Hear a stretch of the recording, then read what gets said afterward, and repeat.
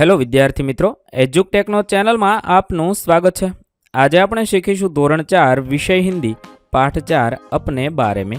પાઠ 4ના સ્વાધ્યાયના પ્રશ્નોના જવાબની અહીં આપણે સમજ મેળવીશું। તો ચાલો શીખીએ પાઠ 4 अपने बारे में।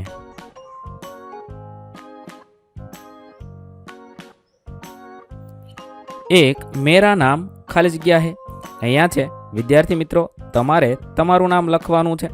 मेरा नाम देव है, અહીંયા તમે તમારું નામ લખશો।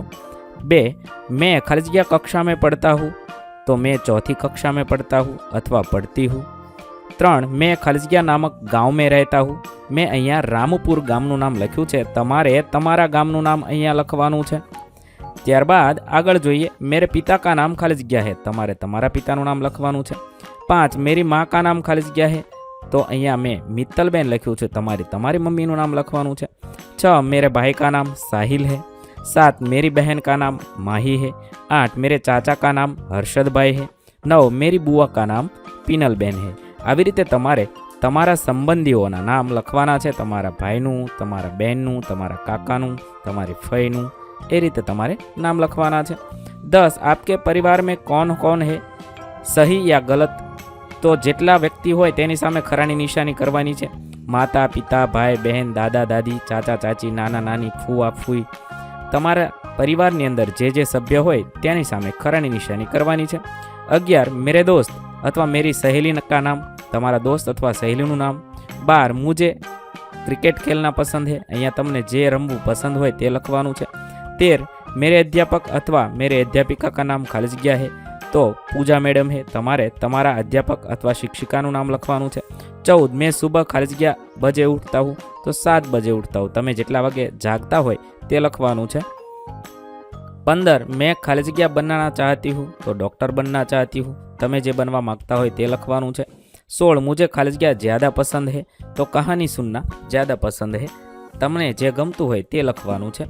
ત્યારબાદ તમારે જે વસ્તુ પસંદ હોય તે લખવાનું છે, જેમ કે ખેલ તો ક્રિકેટ, ખેલાડી તો ધોની, પढ़ना तो कहानी, खाना तो ढोसा, गाना तो गीत, देखना तो फिल्म, मिलना तो सहेली, रंग तो पीला। અહીંયા તમને જે ગમતું હોય તે લખવાનું, તમને જે વાંચવું ગમતું હોય, ખાવું ગમતું હોય, જે ગીત ગમતું હોય, જે જોવું ગમતું હોય, જેને મળવું ગમતું હોય, જે રંગ ગમતો હોય તે તમારે લખવાનું છે। પછી 17મું છે मुझे ना पसंद है, જે છે झूठ बोलना, अपशब्द बोलना, जोर से चिल्लाना, झगड़ा करने वाले लोग। આવી રીતે તમને જે ના ગમતા હોય તેનું તમારે લખવાનું છે કે મને આ ગમતું નથી, આવી રીતે લખશો। ત્યારબાદ અભ્યાસ પ્રશ્ન નંબર 1 સુનિए और बोलिए, સાંભળો અને બોલવાનું છે। અ તો ગાંવ, કક્ષા, અધ્યાપક, બુવા। બ માં લખીશું, પહેલું છે मैं विद्यार्थी हूँ। બીજું છે मैं चौथी कक्षा में पढ़ता हूँ। 3 मैं चौथी कक्षा में पढ़ती हूँ। 4 हमारी पाठशाला का नाम सरस्वती विद्यालय है। प्रश्न नंबर 2 प्रश्नों के उत्तर दीजिए। 1 आपका नाम क्या है, मेरा नाम वेद है, આવી રીતે તમારે તમારું નામ લખવાનું છે। 2 आपके पिताजी का नाम क्या है, मेरे पिताजी का नाम विपुल भाई है। 3 आपकी माताजी का नाम क्या है, मेरी माताजी का नाम शिल्पा बहन है। આવી રીતે તમારે તમારું નામ, પિતાનું નામ, માતાનું નામ લખવાનું છે। प्रश्न नंबर 3 पढ़िए और लिखिए।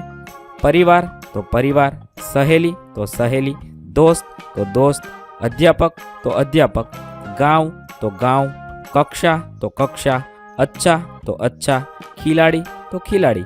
આવી રીતે તમારે વાંચવાનું છે અને લખવાનું છે। ત્યારબાદ સ્વાધ્યાય જોઈએ। પ્રશ્ન નંબર 1 સહી જોડે બનાવીએ।